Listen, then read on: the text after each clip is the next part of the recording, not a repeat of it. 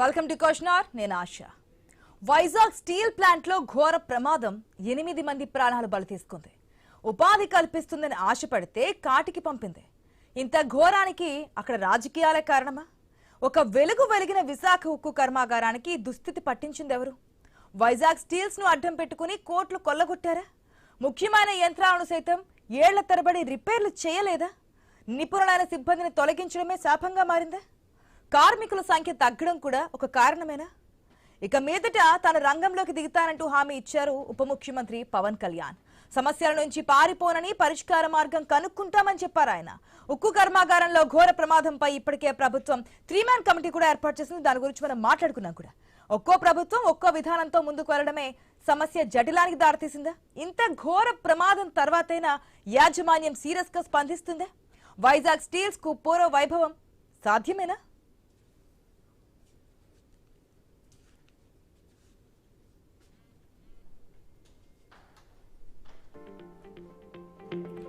Right, నిన్నటి నుంచి మనం చూస్తున్నాం. నిన్న ఈవినింగ్ ఏదైతే ప్రమాదం జరిగిందో ఒక్కసారిగా అటు కేంద్ర ప్రభుత్వం ఇటు రాష్ట్ర ప్రభుత్వం రెండు కూడా అలర్ట్ అయింది. కేంద్ర మంత్రులు వచ్చారు. రాష్ట్రానికి సంబంధించినటువంటి శాఖలతో సంబంధం లేకుండా అందరు మంత్రులు కూడా అక్కడికి వెళ్ళడం జరిగింది.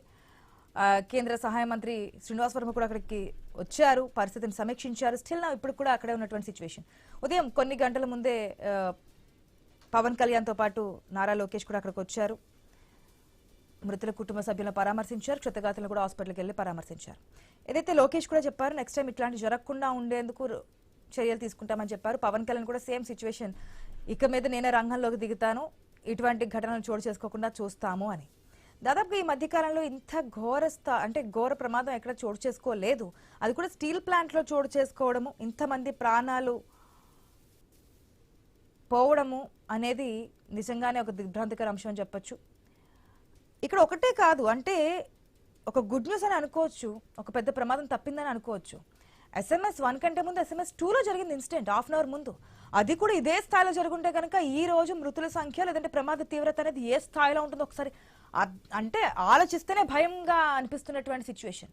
సో అక్కడ SMS 2లో ప్రమాదాన్ని నిలువరించారు, SMS 1లో ప్రమాదాన్ని గుర్తించలేకపోయారు, అసలు గుర్తించలేకపోయారు. దాంట్లోంచి సేఫ్గా బయటపడ్డాము, ప్రాణాలు దక్కాయని సంతోషంలో ఉన్నారు తప్పించి ఇంకెక్కడైనా ఇటువంటి పరిస్థితులు ఉన్నాయి. SMS 1లో ఏంటి సిచ్యువేషన్? గతంలో ఏదైతే 35 years బ్యాక్ చెప్తున్నారు అప్పుడు కూడా చోటు చేసుకుంది SMS 1లోనే.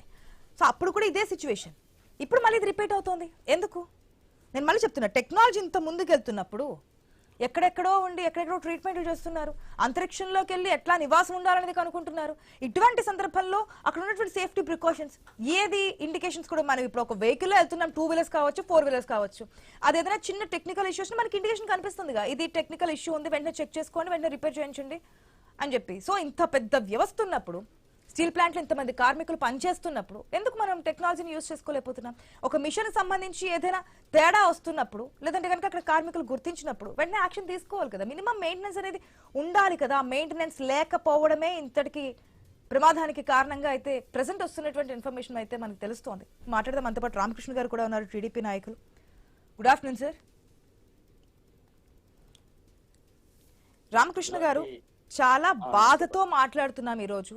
ఒకరు కాదు, ఇద్దరు కాదు, 8 మంది ప్రాణాలు కోల్పోయారు. అది కేవలం ఇన్సిడెంట్ కాదు, యాక్సిడెంట్ కాదు. అంటే కేవలం ఒక వ్యక్తి, ఒక సంస్థ యాజమాన్యం నిర్లక్ష్యం అనుకోవాలా, లేదంటే పట్టించుకోకుండా ఉండడం వల్ల అనుకోవాలా, వారి మీద ప్రెషర్ పెరిగిపోయి అంతా గమనించకపోవడం అనుకోవాలా? మీరేమంటారు కారణం? ఓకే, యాక్షన్ తీసుకుంటాము, నెక్స్ట్ జరగకుండా చూస్తామని కాదు, ఈ ఘటనకు సంబంధించి.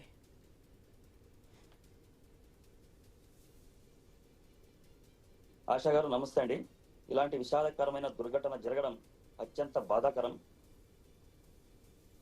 బాధాకరమైనటువంటి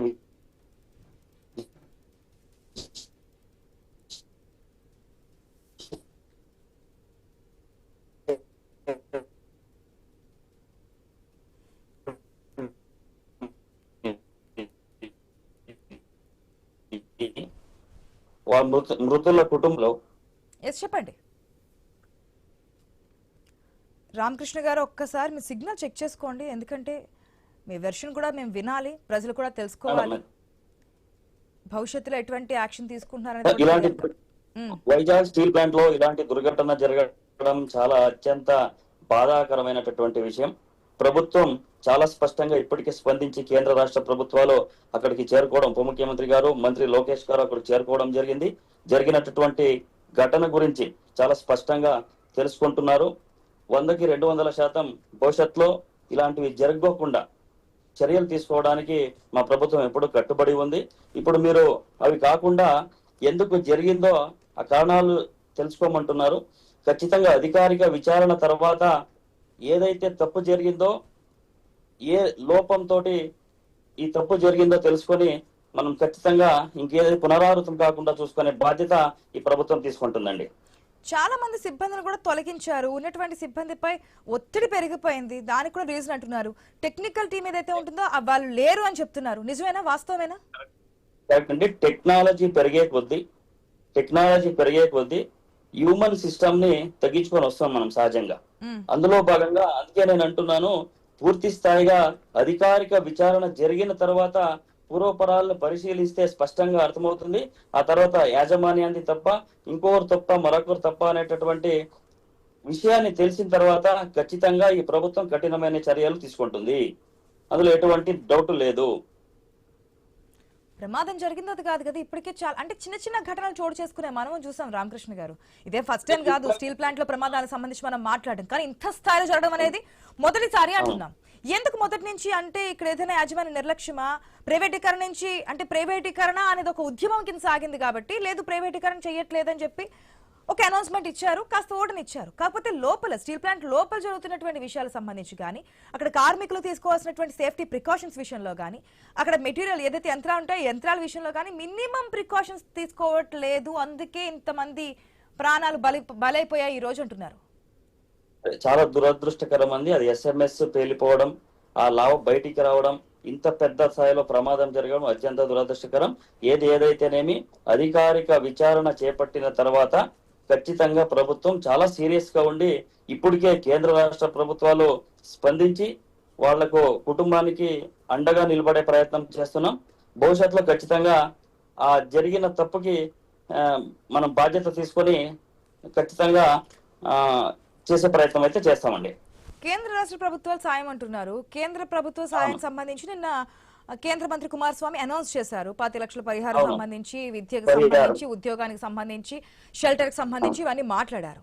మరి రాష్ట్ర ప్రభుత్వం ఇప్పటికే చాలా స్పష్టంగా ఒక 3 మ్యాన్ కమిటీని వేసింది. 3 మ్యాన్ కమిటీ విచారణ చేపట్టింది. విచారణ చేపట్టిన ఇమీడియట్ గా నివేదిక వచ్చిన తర్వాత క్షతగాత్రులకు, మృతులకు ఏ సహకారాలు అందించాలో రాష్ట్ర ప్రభుత్వం కట్టుబడి ఉంది, సహాయ సహకారాలు అందిస్తుంది. అంటే స్టీల్ ప్లాంట్ ని ప్రతిష్టాత్మకంగా గత ప్రభుత్వం చాలా దుర్మార్గంగా ప్రైవేటీకరణ చేయాలా అనుకుంటే దాన్ని అడ్డుకొని తీసుకొచ్చింది మా ప్రభుత్వం, ఎన్డీఏ ప్రభుత్వం. స్టీల్ ప్లాంట్ ఉండాలా అని దాని మీద ప్రభుత్వం చాలా స్పష్టంగా ఉంది. మృతులకు అలాగే క్షతగాత్రులకు వాళ్ళ కుటుంబాలకి ప్రభుత్వం 100% అండగా ఉంటుందండి. వట్టి పరిస్థితుల్లో కూడా డోకా లేకుండా అండగా ఉండే ప్రయత్నం చేస్తుంది. మీ దృష్టికి వచ్చినటువంటి కారణాలు ఏంటి? 3 మ్యాన్ కమిటీ వేసిన తర్వాత విచారణ చేస్తారు, బయటకు వస్తాయి, మాట్లాడతారు. మృతుల కుటుంబ సభ్యులతో గాని, అక్కడ క్షతగాత్రులు ఎవరైతే ఉన్నారో హాస్పిటల్లో వారు జరుగుతున్నటువంటి వైద్యం వెళ్ళారు, ఉప ముఖ్యమంత్రి వెళ్ళారు, ముఖ్యమంత్రి గారు వెళ్ళారు, లోకేష్ గారు వెళ్ళారు, అనిత గారు వెళ్ళారు, స్థానిక ఎంపీ గారు వెళ్ళారు. ఇప్పటికే దానంతా పరామర్శిస్తున్నారు. కుటుంబానికి అండగా ఉంటామని హామీ ఇచ్చారు. కేంద్ర ప్రభుత్వం అది ప్రకటించింది. కుమారస్వామి గారు కేంద్ర రాష్ట్ర 2 ప్రభుత్వాలు అండగా ఉంటాయి. చాలా ప్రక్షాళన దిశగా అడుగులు వేసి ఏం జరిగిందో తెలుసుకొని మళ్ళీ పునరావృతం కాకుండా చూసుకునే బాధ్యత కూడా ఈ ప్రభుత్వం తీసుకుంటుంది భవిష్యత్తులో. ఇంకొకటి క్లారిటీ, పవన్ కళ్యాణ్ చెప్పారు ఇప్పటి వరకు కాదు, ఇప్పటి నేను రంగంలోకి దిగుతాను, అసలు కారణాలు ఏంటి, వారి సమస్యలు ఏంటి అని చెప్తాను అంటే ఇప్పటి వరకు పట్టించుకోలేదనేగా. అదే అండి, ఇంతకు ముందు చాలా స్పష్టంగా ప్రమాదాలు జరిగిన పరిస్థితులలో ఈ పరిస్థితులు బయటకు వచ్చాయి. ఇంకా పునరావృతం కాకుండా చూసుకునే బాధ్యత ప్రభుత్వం తీసుకుంటది. అంటే ఇప్పటి వరకు పట్టించుకోలేదనే కదా. గతంలో స్టీల్ ప్లాంట్ ప్రైవేటీకరణ అంశం వచ్చినప్పుడు కాదు అని చెప్పారు ఆనాడు పవన్ కళ్యాణ్. ఇది అంటే ఇప్పుడు మూడు పార్టీలు పొత్తులో ఉన్నారు కాబట్టి మిమ్మల్ని అడుగుతున్నాం, జనసేనకు సంబంధించి క్వశ్చన్ కూడా. ఆ రోజు పవన్ కళ్యాణ్ మాట్లాడారుగా ప్రైవేటీకరణ చేయనివ్వం, అడ్డుకుంటామని చెప్పి. ఈ రోజు నాడు మళ్ళీ నేను రంగంలోకి దిగుతాను, నేను డైరెక్ట్ గా చూస్తానంటే ఇప్పటి వరకు పట్టించుకోలేదా అనేది, పట్టించుకోకపోవడం వల్ల ఇంత ప్రమాదం జరిగిందా అనేది. తెలుగుదేశం పార్టీ ఎన్డీఏ ప్రభుత్వం పట్టించుకుంటూనే ఈ రోజు విశాఖపట్నంలో స్టీల్ ప్లాంట్ రన్ అవుతుంది. పట్టించుకోకపోవడం కానే కాదు. తెలుగుదేశం పార్టీ చాలా ప్రతిష్టాత్మకంగా తీసుకుంది. గతంలో ఎన్నో ఉద్యమాలు చేసి ఎన్నో రాస్తారోకాలు ధర్నాలు చేస్తే ఇవాళ స్టీల్ ప్లాంట్ విశాఖలో నిలబడినటువంటి పరిస్థితి, కార్మికులు పని చేసుకున్నటువంటి పరిస్థితి. ఈ ప్రమాదం జరగడం అత్యంత దురదృష్టకరం. మనం చింతిస్తున్నాం తెలుగుదేశం పార్టీ తరఫున, ఎన్డీఏ కూటమి తరఫున. ఈ ప్రమాదానికి కారణమైన విషయాన్ని తెలుసుకొని అధికారిక దర్యాప్తు చేపట్టి 3 మ్యాన్ కమిటీ వేశాం. ఎప్పటికప్పుడు స్పందించి ఈ రోజు గౌరవ ముఖ్యమంత్రి చంద్రబాబు నాయుడు గారు, అదేవిధంగా ఎన్డీఏ కూటమి యొక్క మీటింగ్ ఉంటే కూడా తిరుపతిలో దాన్ని క్యాన్సిల్ చేసుకొని హుటాహుటిన మా ప్రజాప్రతినిధులు, మంత్రులు, ఎమ్మెల్యేలు, ఎంపీలు అక్కడ చేరుకోవడం జరిగింది. వారి కష్ట సుఖాలని తెలుసుకుంటున్నాం. 100కి 200% క్షతగాత్రులకు, మృతులకు, వారి కుటుంబానికి, కార్మికులకి ఈ ప్రభుత్వం అండగా ఉంటుంది. స్టీల్ ప్లాంట్ ని ఎట్టి పరిస్థితుల్లో కూడా స్టీల్ ప్లాంట్ యొక్క ఆ నైజాన్ని, ఆ యొక్క ప్రతిష్టని దిగజార్చే విధంగా, దాన్ని కాపాడే విధంగానే మనం వ్యవహరిస్తాం తప్ప దిగజార్చే పరిస్థితి ఉండదు. అన్ని రకాలుగా ఆదుకునే ముందుకెళ్తాం. ఓకే, ఇంకా చాలా క్వశ్చన్స్ అయితే ఉన్నాయి రామకృష్ణ గారు, మాట్లాడదాం. దానికంటే ముందు క్వశ్చన్ అవర్ లో షార్ట్ బ్రేక్ తీసుకుందాం. Stay tuned. నిన్నటి నుంచి కూడా డిస్కస్ చేస్తూనే ఉన్నాం. అసలు ప్రమాదానికి గల కారణం ఏంటి, బాధ్యులు ఎవరు, కారకులు ఎవరు, ఈ ప్రమాదం నిజంగా నిర్లక్ష్యం కారణంగా జరిగిందా లేదంటే అనుకోకుండా జరిగిందా? 8 మంది ప్రాణాలు, 1500 డిగ్రీల వేడి ఉన్నటువంటి ఉక్కు ద్రవం, ఆ యొక్క లాటిల కింద పడిపోవడం, ఆ బకెట్ 150 టన్నుల యొక్క లిక్విడ్ ఒక్కసారిగా బ్లాస్ట్ అవడంతో 8 మంది ప్రాణాలు కోల్పోయారు. మనం ప్రొద్దుట ఫైర్ సేఫ్టీ ఆఫీసర్తో కూడా మాట్లాడాము. ఎందుకు జరిగింది, ఈ ప్రమాదానికి సంబంధించి కారణాలు ఏవై ఉండొచ్చు అని చెప్పి క్వశ్చన్ చేస్తే ఆవిడ చాలా కారణాలు చెప్పారు. 8 మంది ప్రాణాలు పోయాయంటే అక్కడ మినిమం సేఫ్టీ ప్రికాషన్స్ లేవు. ఇంత అంటే మనం అది కూడా అడిగాం, 1500 డిగ్రీలకి ఏ మెటల్ అయినా కరిగిపోతుంది అంటున్నారు. మరి వారికి సేఫ్టీ ప్రికాషన్స్ ఎట్లా అని. 2000 డిగ్రీస్ అంటే 2000 డిగ్రీల వరకు కూడా వేడిని తట్టుకోవడానికి ఉంటుంది, ఒక సూట్ అనేది ఉంటుంది. అది వాళ్ళకి ఇవ్వాలి. ఇస్తే గనక ఈరోజు ప్రమాదం జరిగి ఉన్నప్పటికీ కూడా, అంటే ప్రమాదం జరిగినప్పటికీ కూడా ప్రాణాలు సేఫ్గా ఉండేవి, మనుషుల ప్రాణాలకు ఎటువంటి డోకా లేకుండా ఉండేది అంటున్నారు. సో అక్కడ మినిమం ప్రికాషన్స్ లేవు, అర్థమవుతుంది. సేఫ్టీకి సంబంధించి మినిమం అక్కడ యంత్రాలకు సంబంధించి ఎప్పటి నుంచో అది రన్ అవుతుందో. ఒక్కొక్క సమయంలో వైజాగ్ ఉక్కు కర్మాగారం అంటే ఎంతో వైభవంగా ఉండేది. కానీ ఇప్పుడు రోజు రోజుకి దాని యొక్క వైభవం తగ్గిపోతూ వస్తుందా అనే క్వశ్చన్స్ కూడా రేజ్ అవుతున్నాయి. కేవలం ధనార్జన మాత్రమే ధ్యేయంగా ఇది నడిపిస్తున్నారా అనేది. అప్పట్లో ప్రైవేటీకరణ సంబంధించి వచ్చింది, కానీ దాన్ని పక్కన పెట్టారు. ప్రైవేటీకరణ జరగట్లేదని చెప్పారు. కానీ ఇప్పుడున్నటువంటి సిచ్యువేషన్స్లో ఇప్పుడు ఎంతవరకు ముందు తీసుకెళ్తున్నారు? ఈ కార్మికులు అనేక సార్లు రోడ్డు ఎక్కినటువంటి సందర్భం కూడా మనకి చూసాం. మమ్మల్ని ఉద్యోగాల నుంచి తీసేస్తున్నారు, మాకు ప్రభుత్వం అండగా నిలబడాలి, ఇటువంటి ధర్నాలు, నిరసనలు చేసినటువంటి సందర్భాలు కూడా మనం చూసాం. ఇప్పుడు ఎవరు బాధ్యులు, ఎవరు దీనికి కారకులు, ఎవరు బాధ్యత వహిస్తారు? మనతో పాటు ఉన్నారు రామచంద్రరావు గారు, INTUC president, Vizag steel plant సంబంధించి. నమస్తే అండి రామచంద్రరావు గారు.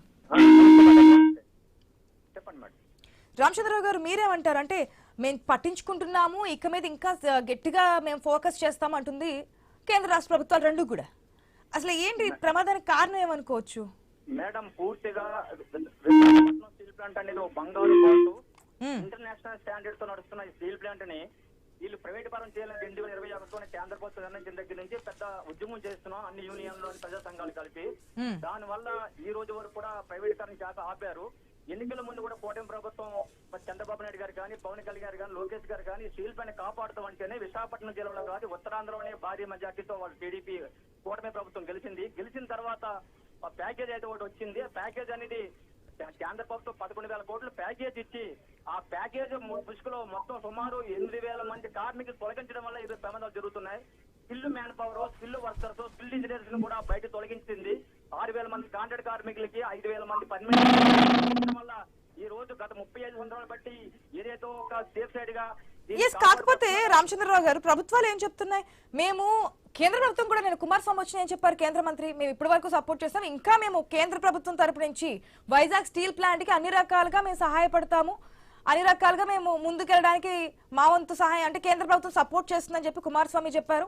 ఇప్పుడు రాష్ట్రంలోకి వచ్చేటప్పటికి సహాయ మంత్రి ఉన్నారు, కేంద్ర సహాయ మంత్రి బొగ్గు శాఖకు సంబంధించి శ్రీనివాస్ వర్మ కూడా అదే, మనం మాట్లాడినప్పుడు కూడా ఐ న్యూస్ మాట్లాడినప్పుడు ఐ న్యూస్ తో కూడా అదే చెప్పారు.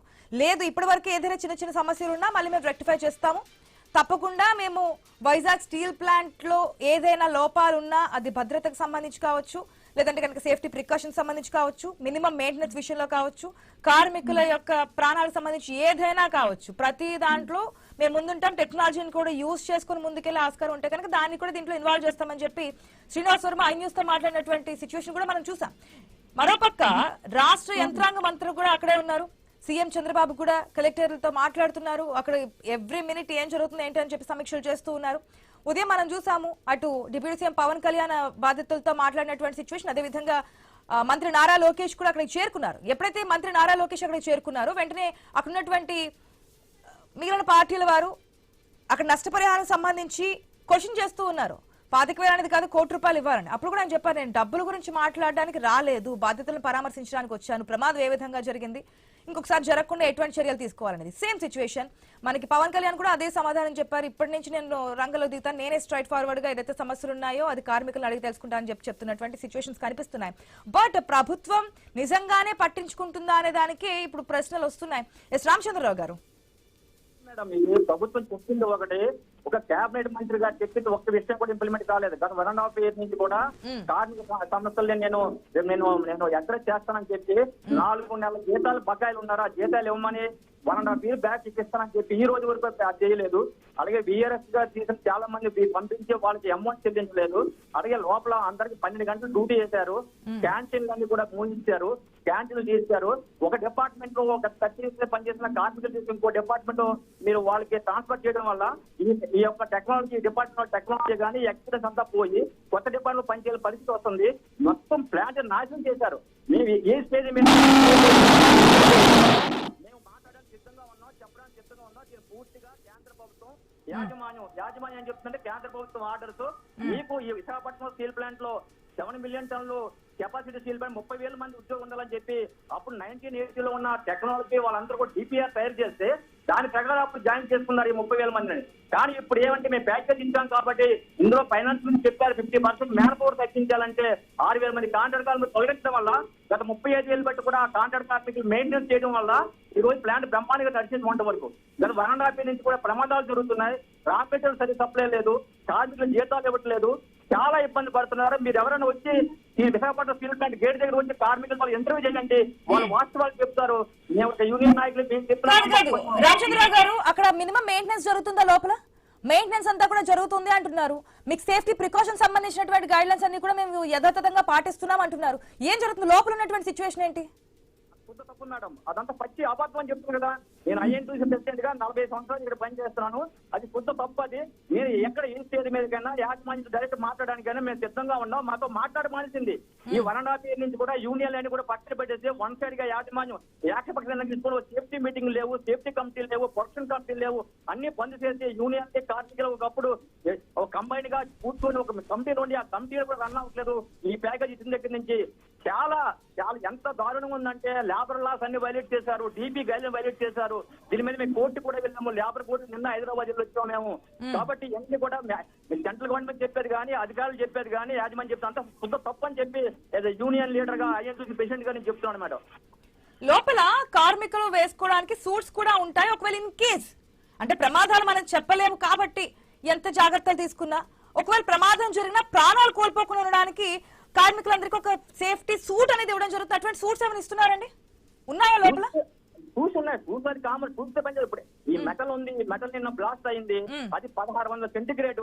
ఆ మెటల్ టూల్ బయట పడడం వల్ల కాలిపోయారు. కానీ ఆ మెటల్ పూర్తిగా పైకి పడితే బోన్స్ కూడా కనపడవు, బాడీలు కూడా కనపడవు. అదే 1600 degrees సెంటిగ్రేడ్ లో ఉంటది హాట్ మెటల్. ఆ డిగ్రీలో ఉంటేనే అది స్టీల్ తయారవుతుంది. అక్కడ బ్లాస్ట్ అయిందంటే అది మొత్తం బ్లాస్ట్ అయి చూడడం వల్ల వీళ్ళ స్పాట్ లో ఉన్న డ్యూటీలో ఉన్న 8 మంది స్పాట్ లో చనిపోయారు. బాడీలు కనిపిస్తున్నాయి కానీ ఎక్కడ పోలికలు లేకుండా మీరు చూసే ఉంటారు అనకూడదు. కానీ కోడిని ఎలా కాల్చితే కాల్చుతాం అలా అయిపోయింది. చాలా దారుణమైన పరిస్థితిలో మేము రాత్రి అంతా చాలా బాధపడి వాళ్ళ కుటుంబ సభ్యులంతా కూడా ఉన్నారు. ఇక్కడ ఎప్పుడు కూడా చాలా అజారడి స్టీల్ మేకింగ్ అంటేనే చాలా కష్టతరమైంది. ఎప్పుడు ఏం జరుగుతుందో తెలియదు. అలాంటిది సరైన సేఫ్టీ లేదు.